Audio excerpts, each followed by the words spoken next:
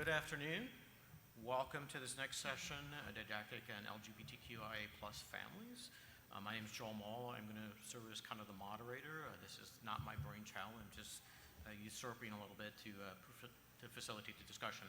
And for that point, feel free to move a little closer to this microphone because hopefully we'll have the opportunity to ask some questions and have some interaction. So basically a couple things. Objectives are listed in the handout that's on the app, or at least on the app from that standpoint in the program planner.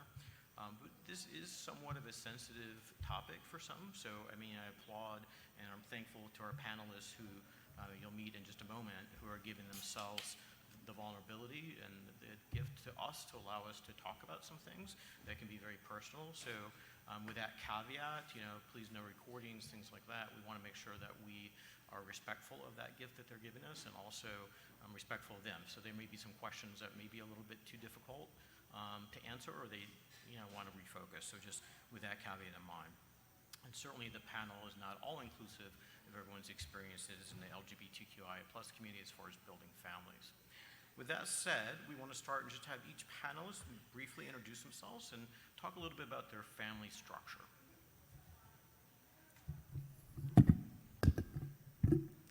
So I'll start. Thank you everyone for coming. My name is Pare. I'm currently at Brown University. I'm the director of ultrasound research. I just started there. As a little bit about background about me, and I guess we could touch on our families now. My pronouns or preferred pronouns are he, him, his. I am in same-sex marriage. I identify as gay.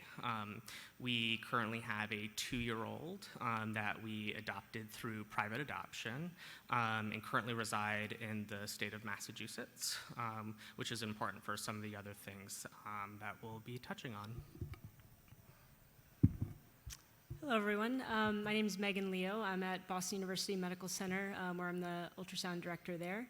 My pronouns are she and her. I'm identify as female and am married to a woman. We have 2 children, 2 young girls, 5 and 3-year-old, that we had by anonymous donor. I carried both children. And I think that's it for now. Thanks.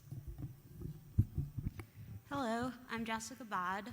I'm the clerkship director at Yale, and my pronouns are she, her, and I identify as a gay woman. I'm married to a woman, and we have 2 children. I carried both children, and they were also conceived by anonymous donor sperm. All right, well, thank you very much. I neglected to say my pronouns are he, him. My family is my husband and a whippet. So for whatever that's worth, it's a little bit easier of a journey from that standpoint. So I'd like the panelists to discuss, a little bit more about their family journey, how they became that family, and some of the choices they had to make along the way. So thank you. My spouse and I, so we started our family a couple years after finishing residency and fellowship. We were both in our mid-30s. We thought about the different options that were available to us, and we didn't know a whole lot. We had talked to some friends to try and figure out what was available to us. And the 3 main avenues that we had as options were either to foster, to adopt, to do private adoption, or to do surrogacy. And after sort of researching about surrogacy, it was just a whole lot of money that we weren't really comfortable or prepared to pay, oftentimes over $100,000. And one of my colleagues does high-risk OB and had some unfortunate outcome stories for a friend who went through a surrogate and they lost the child. So we sort of decided between fostering and private adoption, which one would be right for us. And we had friends who had gone through a private adoption agency and ended up reaching out to them and did a workshop and decided to go through a private adoption agency. Just as a little bit of background for people who aren't familiar, private adoption in the United States, it is variable based on state, how much it mostly costs. Usually somewhere between $40,000 to $60,000. In Massachusetts, it's usually about in the mid-50s. The average wait time is usually about 2 years, particularly if you're looking for to start your family and have an infant or a younger child, which is something that we wanted the experience of when we were growing our family, which was one of the choices to go with private adoption over fostering. Generally, there's older children within the fostering system, and we weren't sure if we were ready to commit to all the requirements of fostering and meeting with birth parents or the legal custody parents at that point. So opted to go with fostering for a private adoption. We initially were matched with a woman early on in a pregnancy who decided she didn't want to go forward. It was actually across the country almost. So we ended up driving out or flying to meet her several times. We're getting updates, weekly phone calls to go over the process and get to know her and be involved in the adoption.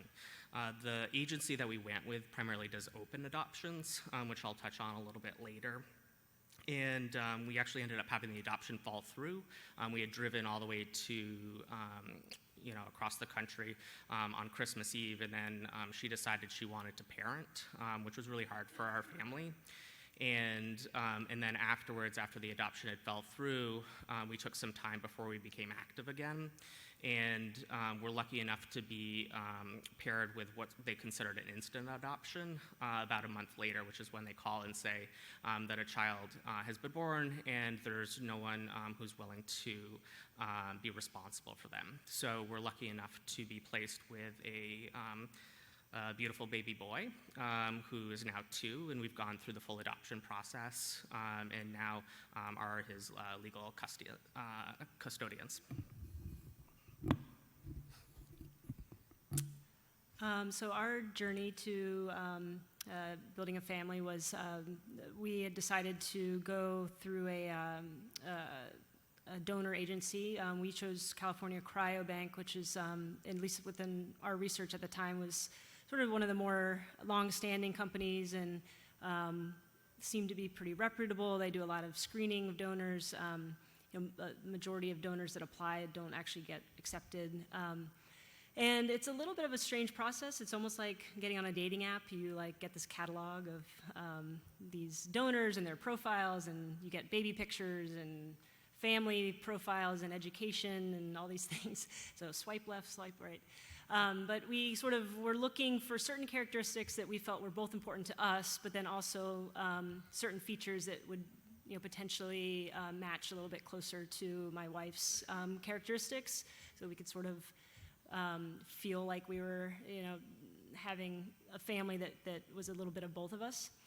And so we ended up choosing a donor that happened to be anonymous. That company has options for open or anonymous. We didn't really have a preference for either, but that is kind of what we ended up with. The way that this process works is you purchase vials of the donor sperm. They're pretty expensive. It's like anywhere from $650 to $750 per vial. You need to purchase, however many, they say probably 5 per child you think you might want to have. And then there's also the possibility that you'll use those vials attempting to conceive a child and run out of them, and then you have to pick another donor, which is almost like a tragic breakup. You have to go back to the dating app and start all over again. So for us as well, and at least in Massachusetts, the way our insurance works is depending on your age, as a same-sex couple, or I would imagine as like a single woman trying to conceive, you have to prove infertility. So for me, at my age when I started, I had to have 10 MD supervised IUI attempts, and that's intrauterine insemination. So it's like my natural cycle. Sometimes you can use Clomid to sort of like boost your egg amount or whatever. We didn't do that, but and then you just like each cycle, make these attempts, and we were not successful through that method for whatever reason. And at the end of the 10th attempt, we actually ran out of our donor, which we were so kind of emotionally attached to. I don't think everybody has that experience, but that was sort of how we felt. So we thought we were going to have to move on to a new donor, but I qualified for IVF, which is like the kind of the petri dish equivalent, if just to simplify. And then it happened that the way California Cryo works is they'll release their sperm donor like 6 months after it's been donated, because the donor has to come back and retest for all the communicable diseases again. So it happened that this other set of donor vials became available for our donor at this like opportune time, which was, you know, a little bit of, you know, serendipitous, but kind of our story as part of this. So we were able to get 5 more vials from him. For IVF cycles, you need 2 vials per attempt. And we were successful on the first IVF cycle, which was, we felt really fortunate for, because I think a lot of people have a different experience, and they just like, it can be a very long and tiresome process, as well as financially expensive as well. And that's a little bit different for heterosexual couples who come in for fertility help, because yeah, they can kind of just declare, we've been attempting to have a child for a year, and they automatically qualify for IVF. So there's like a financial discrepancy there as well. So that was sort of our journey, and some of the, like, you know, things that I think a same-sex couple needs to deal with is just the additional expense that goes along with it, and also the timing. Like, it takes longer.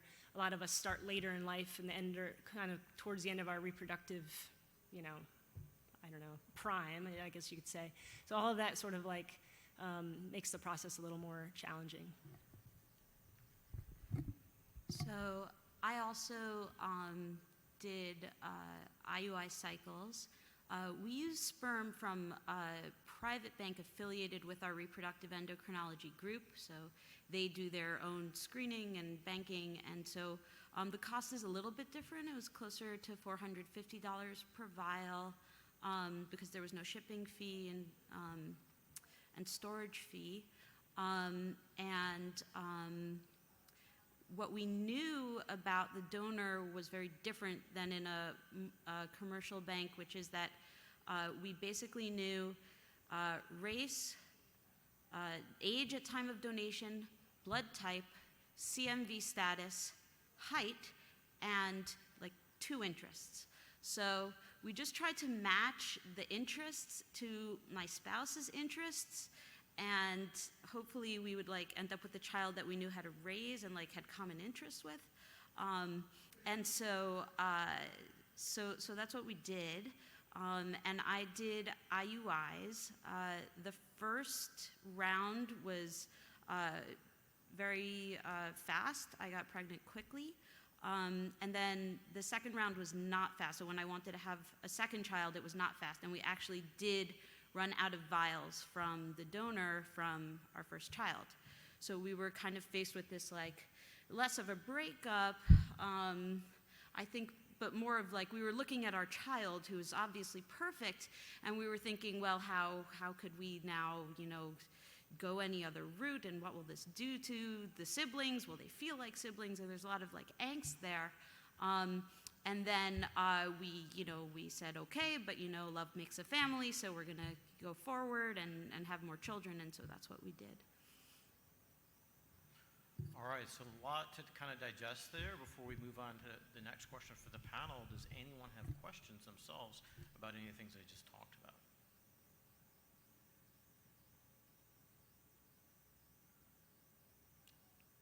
All right, quite a group. They must be thinking about Bourbon Street later or something. All right, so moving on to the next question is, you know, there's obviously some misconception and challenges in this situation, and with your encounters and telling people about your family. And what have you experienced in that realm?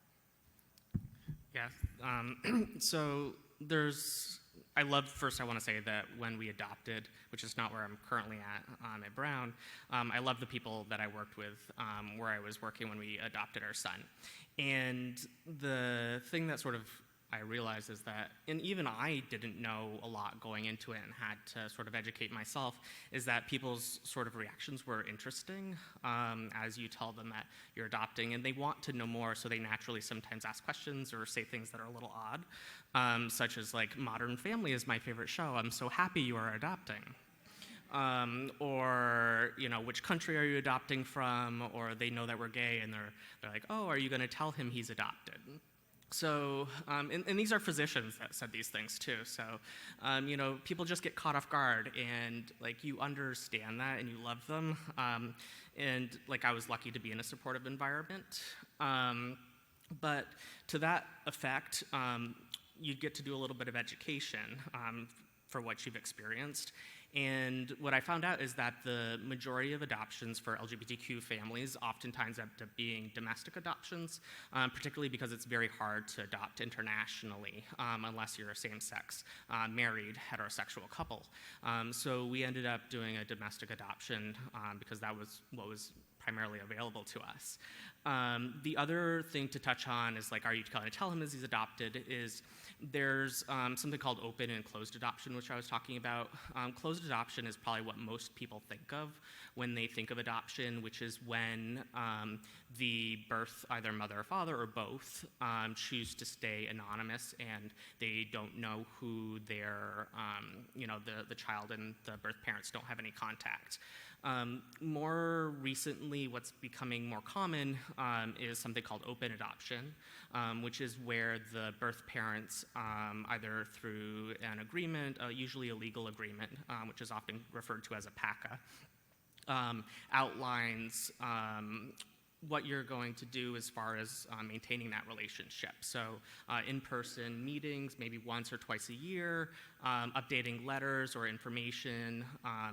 And when we initially went into it, I was really hesitant or nervous about going into an open adoption because I didn't know what we would be getting ourselves into. I was concerned about like the commitments. If we wanted to have more kids, how do we balance like that many visits?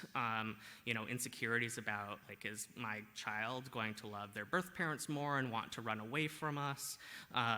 All very real like concerns that we had. And in our case, the adoption agency did a really good job of educating me and my partner about the fact that for open adoption, it allows the child the opportunity to get to know who they are and where they came from a little bit more, and it fills that realm. And when I thought about it from what would be beneficial to him in this particular case in an adoption, it sort of made me realize, okay, yes, if I was in his position, like that was what I would want.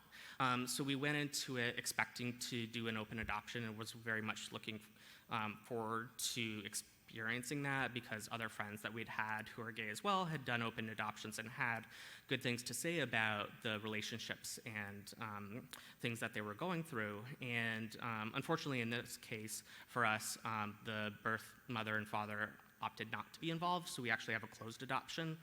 So he won't get to meet his parents unless they change their mind, or unless there's a like medical emergency, and then they have agreed to be reached, like if he needs like bone marrow or something like that, if God forbid something awful happened.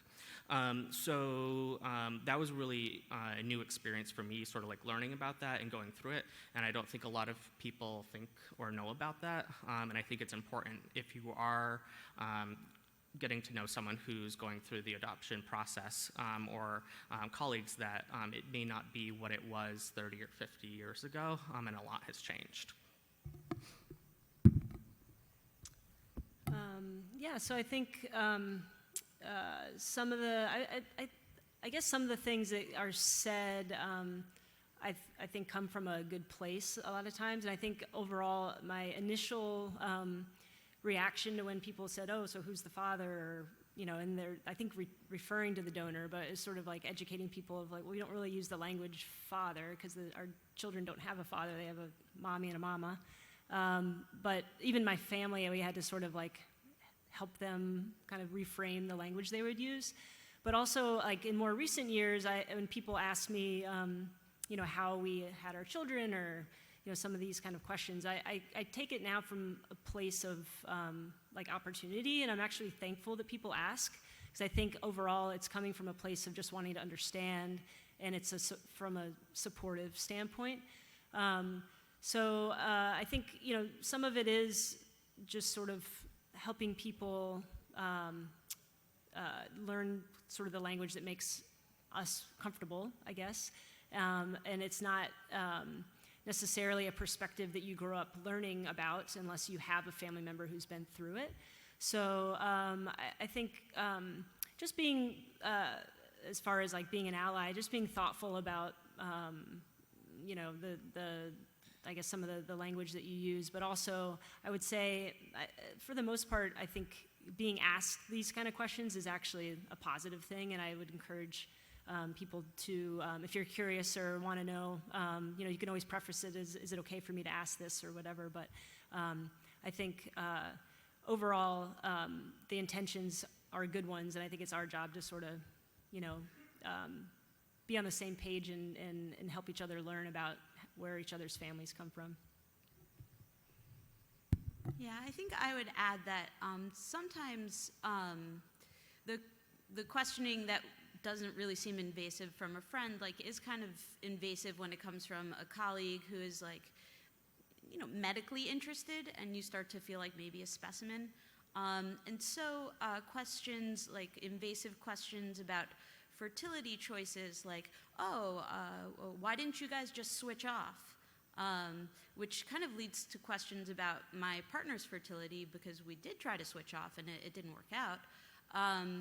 Or questions about, well, oh, do they have the same donor? Do they have the same dad? But if you wouldn't necessarily ask other people who weren't in a same-sex couple, you know, you weren't close to those people, if you wouldn't ask them, do your children have the same dad or father, you know, it might not be like relevant to your interactions with me professionally. So I think I do want to come from a place of education, and I think questions asked respectfully are welcome, but I think it's also important for allies to not kind of, you know, do some kind of medicalization, like voyeuristic medicalization of the person they're talking to, and the questions can get like very invasive in a way that can be uncomfortable, you know, just for colleagues who aren't close. And I think the panels address, you know, some of this next question, but what steps have you had to take, or what differences have you encountered as a non-traditional family? And I do want to say, if people have questions, please just even feel free to raise your hand or ask as we're talking, even if as I'm done, or Meg or Jess, because we do want to be open about this, because we want people to understand, so that way, you know, if there are misconceptions or ideas that people have, that we can explain. And again, these are our experiences and not necessarily representative of the entire community that we're representing. Oh yeah, here you've been invited. But to answer your question, Joel, so the thing that I didn't know about private adoption is, or even adoption in general, is a lot of it's state-based and state-based driven, like the rules, laws, regulations. So, you know, we live in Massachusetts. Our son was born outside of the state. The adoption was actually processed through the state of New York because the legal laws there are more beneficial for the adoptive parents with regards to custody. So when he was born in the third state, we had to go pick him up, and then we had to actually wait for paperwork to clear through the state he was born in, and then the New York, where the adoption was being processed, and then also back through Massachusetts, which is where the state we were going to, in order to even travel back home. So, you know, we drove that day several hours to go pick him up, and then weren't able to go home for days, and they say to be prepared not to come home for 2 weeks or more, because it takes that long sometimes for the paperwork to go back. So, you know, if your job's like, oh, when are you coming back, or that kind of stuff, you're dealing with maternity or paternity, like before you even get back to the state, you're going to be across state borders for a while. The next thing that is particularly stressful, and why I was actually tried to be fairly quiet about our adoption up front, is particularly after the failed first adoption, is that the birth mother has 30 days in the state we were adopting through to change her mind. And this is, again, sort of each state dependent, and different rules for different states, and father versus mother, and able to like claim parental rights. And we had a friend who had gone through the process, and they were actually driving home with the child in the car after he had been born, and they actually got a call from the birth mother that she changed her mind and had to go back. So in our case, we were sort of like on pins and needles for about a full month, waiting, like, is she gonna change her mind? Like, what are we gonna do? And it's really difficult to, you know, feel like you can bond with your child fully and effectively when you don't know if you're also going to, unfortunately, have to return the child that you hope will be yours. So oftentimes what we'll use for like terminology is, yes, this is the child we hope to adopt. And then after the 30-day period, you still, and even prior to being placed with the child, have to have home studies done. You have to have letters written on your behalf to say that you're fit to be a parent. And then the social worker still comes into your home afterwards to make sure that you're doing an appropriate job. And then you can actually file the paperwork to go forward and petition the court for adoption and legal access, which, depending on the state, can take anywhere from 6 months to 9 months. And in our case, it was in the middle of COVID, and our lawyer didn't want to go through Zoom because she was worried about like the ability for that to hold up in court.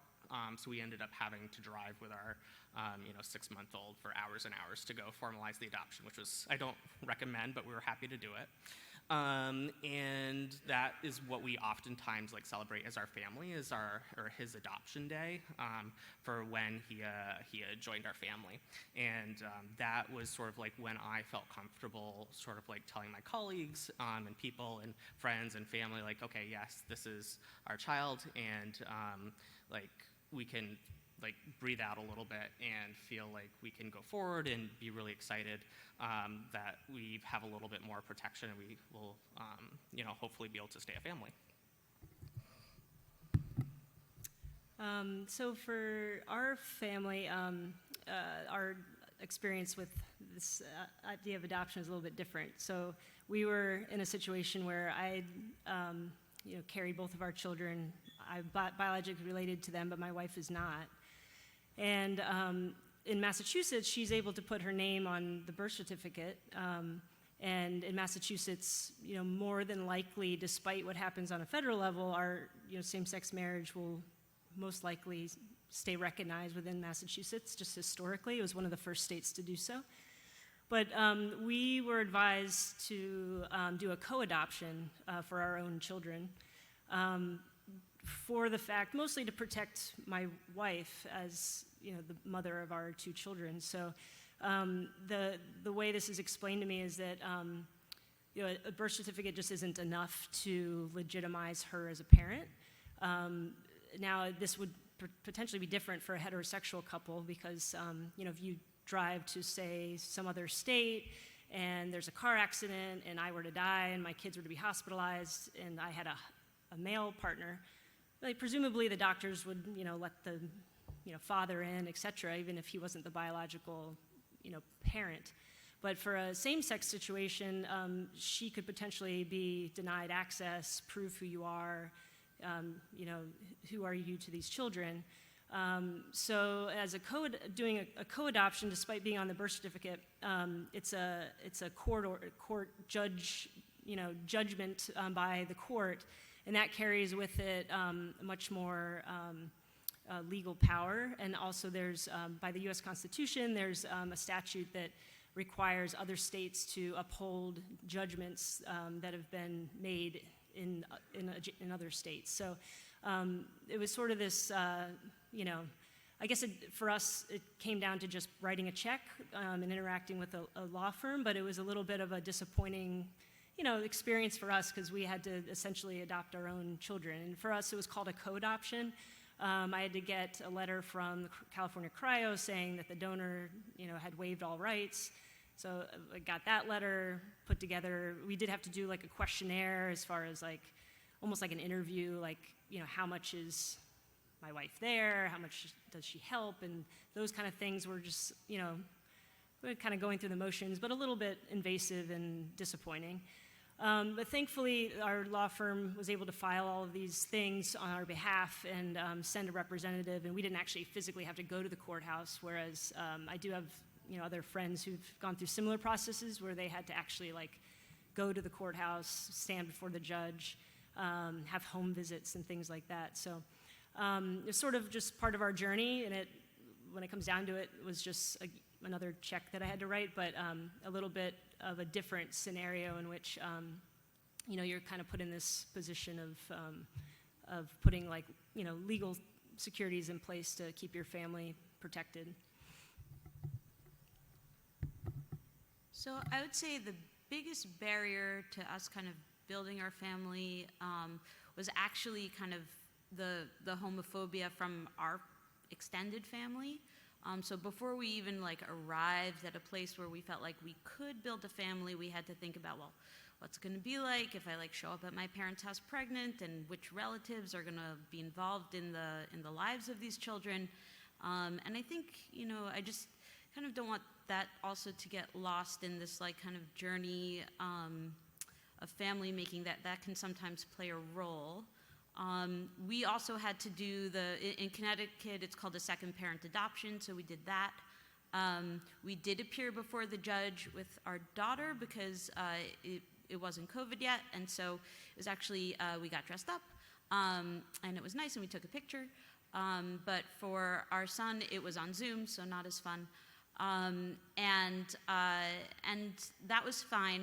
There was like the looming specter of a DCF visit that we were not excited about. It just seemed like accusatory somehow, that our parenting or our home, or like what if they don't like our dogs, like something would be under the microscope that might cause the adoption to not happen.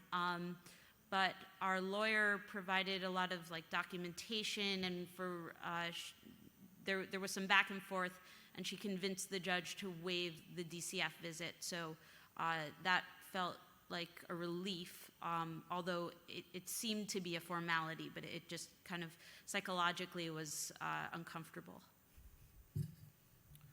What questions? We have a couple more for the panel, but I want to make sure we have an opportunity. So, oh, awesome. We got a brave person coming forward. Thank you.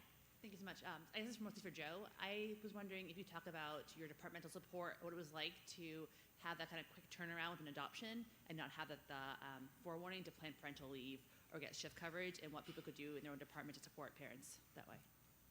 Yeah, so thank you. Some of that will come in the next question. Is that okay if we hold it to do that? Is that right? Other questions?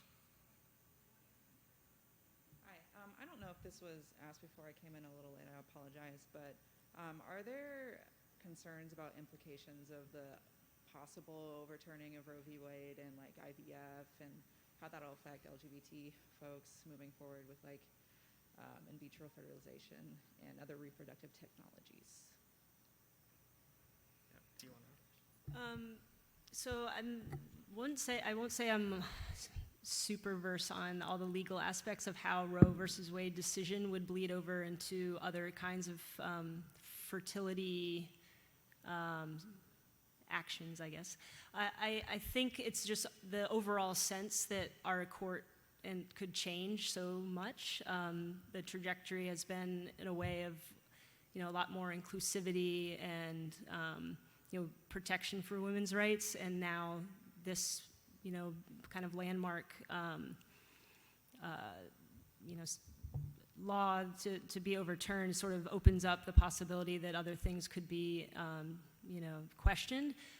Probably more relevant, I think, at least for the families up here, is just like the Marriage Act.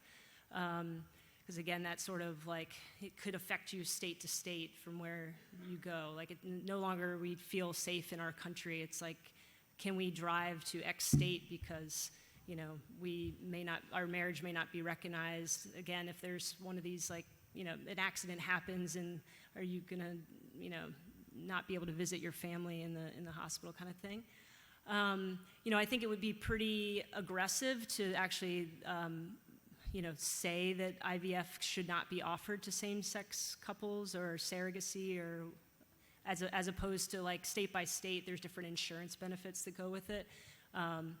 But yeah, I think it's all shaken all of us in a lot of different ways, and certainly the, LGBTQ community as well. I don't know if you guys have anything else.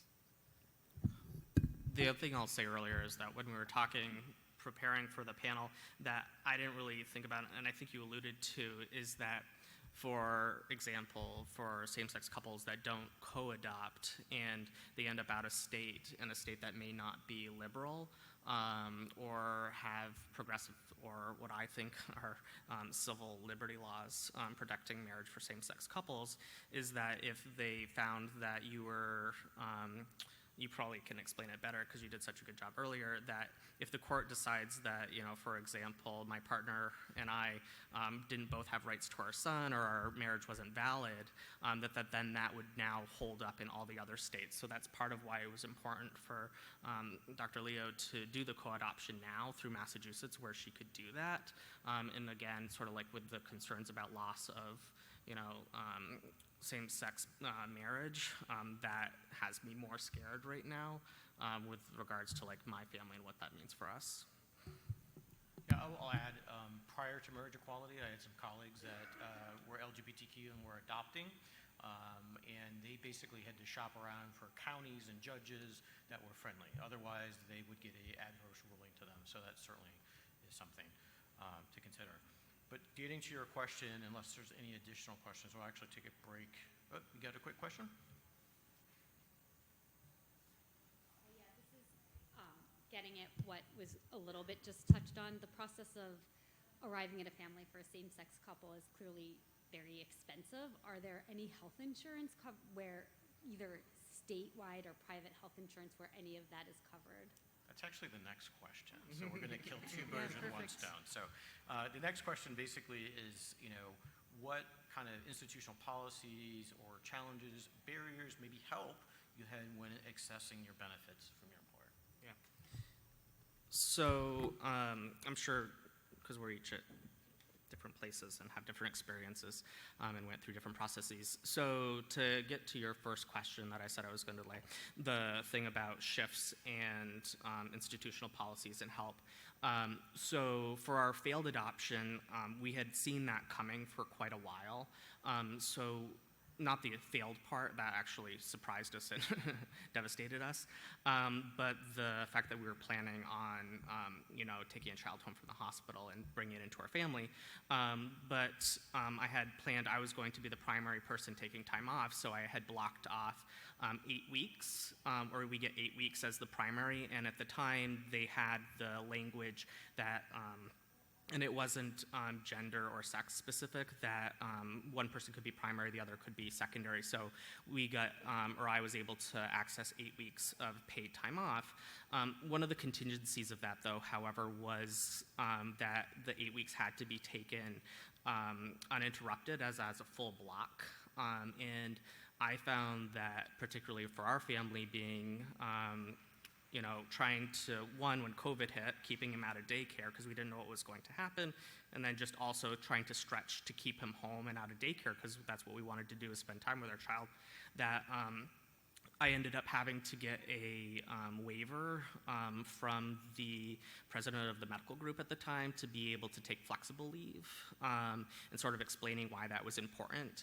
And it wasn't that it was costing the university anymore, it just wasn't within their policy to have a flexible work plan, which I think once it got approved, it was very helpful, and actually one of my colleagues was instrumental in helping to make that happen, which is again why it's really important and helpful to have people that are supportive within your department, and why I chose to work there in the beginning. And then when the adoption fell through, it was hard because I had now blocked off like a ton of time off and then needed to get the shifts back. So didn't really have a great way to do that except just to be honest with my colleagues and be like, we had an adoption fall through. It was awful. I'd like to get some shifts back if you don't mind. And people were really nice and did that. And then, 4 weeks later, it was, now I need to take them all off again because we were unexpectedly surprised with another child, which we couldn't be more happy about, and everyone was really supportive of. But working in a department and having administration who are willing and able to work with you and help to reduce some of that stress, because you're already going through so much stress with all of the family stuff, is really important. So if there are any administrators within the audience or people who want to do admin, just to think about that when someone's coming to your door, whether it's a same-sex couple who's adopting or going through fostering or whatever the case may be, you're having family issues, that there's so much that I've realized is out of your control in your hands when you're going through this, that was really helpful. And then as far as the financial aspect, I touched on the fact that surrogacy is pretty much always over $100K. Private adoption is usually, I would think about 55 or so. Our child's birth mother didn't have health care she could access for the delivery of the child, so even though our insurance covered his hospital stay, it didn't cover hers, so we had to pay out of pocket for all of that. Unfortunately, the institution I was at didn't have any support or financial support for adoption or medical support other than for the child after he was born. And they were good about doing it that as soon as he was born, even though he was still in the custody of the adoption agency, that they would cover all of that. What else was I going to say? Oh, well, I'll pass it along to Meg if there's something else. Was there anything else I missed? No? Maybe the change in the Massachusetts law? Oh, yes. So Massachusetts, as I alluded to, prior got 8 weeks. When Mass changed their law recently, it was to give all fathers paternity of 2 weeks. And what that meant for our institution was that now birth parents got 2 weeks, and there wasn't a primary or secondary, and the female who had delivered the child now got 6 weeks of medical leave. So as a result of the state trying to be progressive and provide mandated paternity leave for fathers, essentially what it did for us in our case was it took our 8-week benefit and then cut it to 2 weeks. Because now we didn't get the 6 weeks of additional leave that was now considered like medical recovery after the delivery. So again, ended up going back to the colleague who helped me that I alluded to earlier and said, I really don't think this is equitable for same-sex families. And because of the laws and that sort of stuff, the group ended up stepping up and deciding to institute a policy to provide a higher financial reimbursement for adoption to help sort of offset those 6 weeks that you were essentially going to be now not compensated for his work. Is it completely equitable, and is it the same for everyone regardless of sex and gender and sexual orientation? No. But is it better than what it was going to be? Yes. So yeah, a couple things on, I guess, institutional stuff and then also like the finance part of it. So I guess this sort of applies for any woman doing fertility things or IVF. Having a group that's supportive and willing to make swaps with you, et cetera, is really important. And administrators that understand if you have some last minute needs. Both the IUI and IVF process is like pretty restrictive as far as like timing wise. You're sometimes told within a day or two when your trigger shot's going to be, when your embryo transfer is going to be, whatever.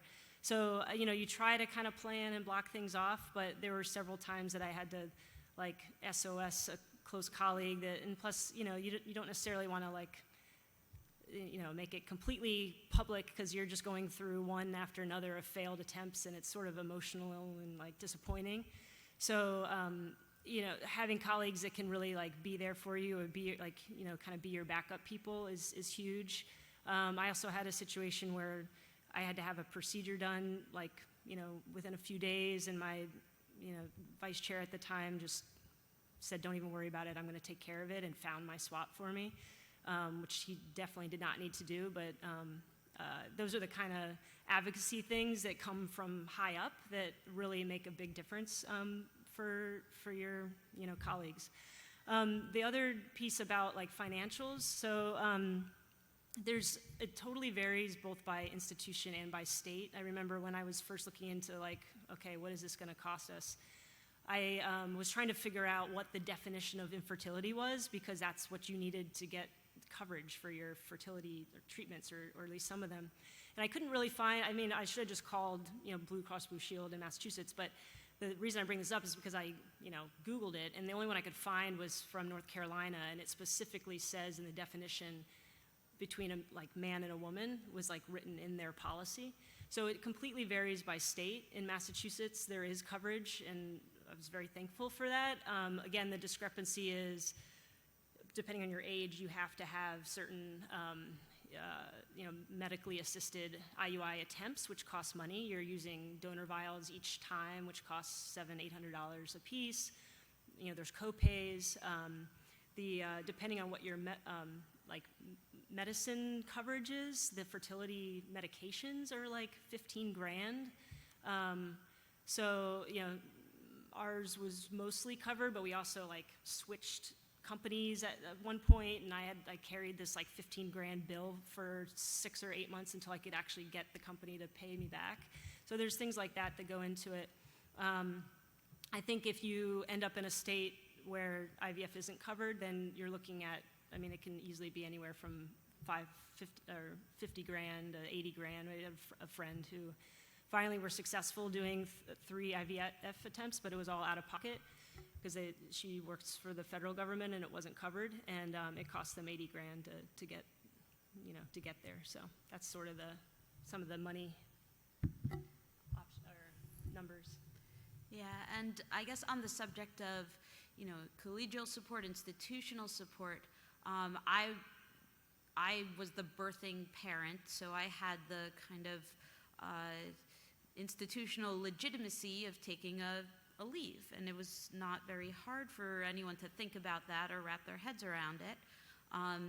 The idea of paternity leave or second parent leave, I think it's harder for people because they think of it as a medical recovery and less as a time of caring for your new infant. And what happened to my partner was that she's actually in she's not medical, but she's in a department that's a lot of women. It's not a super, the department doesn't have a lot of parents, and it's not a super supportive department in terms of parents, but each parent who took a leave was a woman who gave birth physically to a child. And the culture there was so uninviting and unwelcoming and delegitimizing of her new parenthood that she felt uncomfortable taking the leave and felt that it would negatively impact her relationship with her boss and promotions and all of this. And so she did not take the leave that she was entitled to due to this kind of pressure all around her to be a good worker because she didn't birth a baby. So we just actually have a couple minutes, so there are additional questions. Yeah.